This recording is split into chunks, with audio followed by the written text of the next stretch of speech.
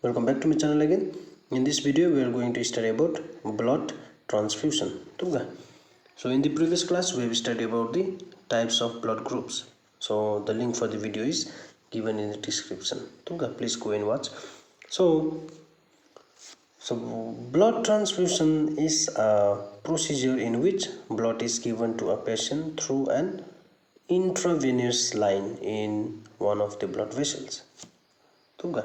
So the blood transfusions are done to replace blood lost during surgery or due to serious injury.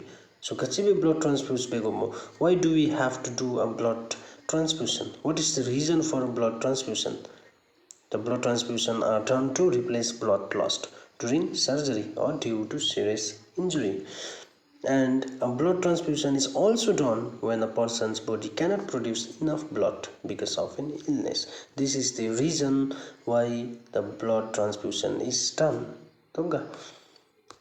So in the blood transfusion we have four major blood group. They are blood group A, blood group B, blood group AB and blood group O. So blood group A. So blood group A can donate to a blood group A and blood group AB. So the blood group A can donate a blood to blood group A and blood group AB. So next, the blood group B. Blood group B can donate to a blood group B and blood group AB. Blood group B can donate a blood to blood group B and blood group AB. So next, the blood group AB.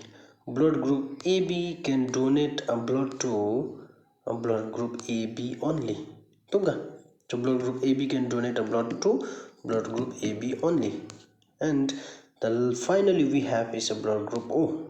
So blood group O can donate a blood to blood group A, B and AB and O.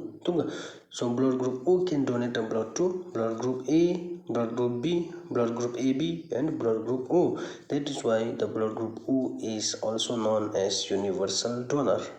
So thank you for watching and please subscribe to my channel for more videos and see you in the next video. Thank you.